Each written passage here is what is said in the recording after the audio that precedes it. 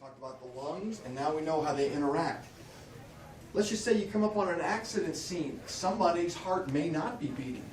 They may not be breathing. Then what we need to do is initiate what we call CPR, or cardiopulmonary resuscitation. We've also verified.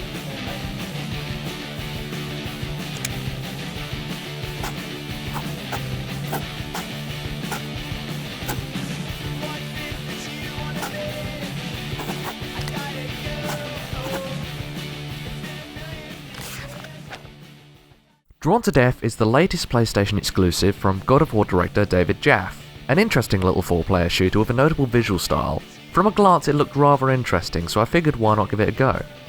It's worth noting that the game is currently free on PS Plus, but actually carries a £16 price tag for standard users, and assumably any interested buyer passed this month, so I won't be treating the game as a free-to-play title, an aspect I intend to bring up again later. So what is Drawn to Death? Well, in concept it's a 4-person shooter set in the world of a teenage student's scribblings. The maps, characters and humour come straight out of a typical high school slacker's notebook, which is both for better and for worse. It's a pretty cool style, not the prettiest, but subsequently serves the tone and premise of the game rather well. I particularly like the spawning animation of your character.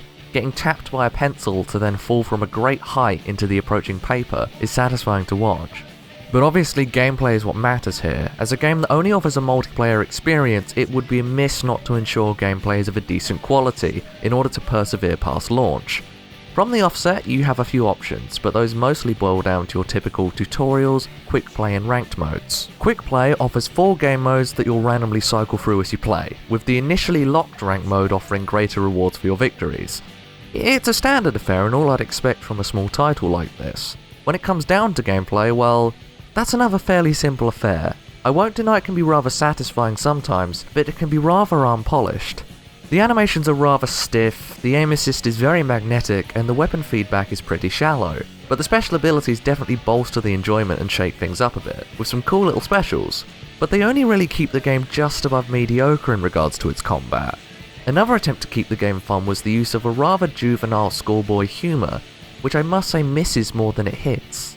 It's really not very intelligent. It's a game that chooses to say fuck simply because it can, which granted is likely the intended presentation, but in terms of making the game fun, I'd say it hindered my experience more than it elevated it. The whole thing plays like some kind of imaginary video game your parents think you're playing in your room, and that's either a good or bad thing depending on your tastes. So tell your folks, buy me, Bonestorm, or go to hell! The mascot character is one of the most obnoxious and unfunny aspects of the game though. It spouts nothing but crude, simplistic humour, and I fail to see how I'm meant to be even mildly entertained by it.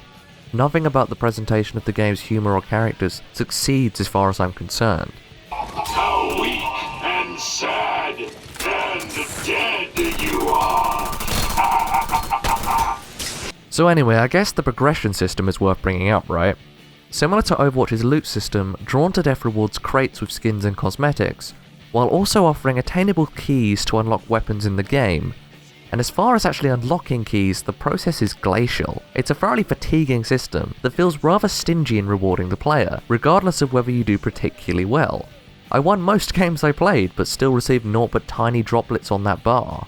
The chests, on the other hand, are incredibly transparent in nature.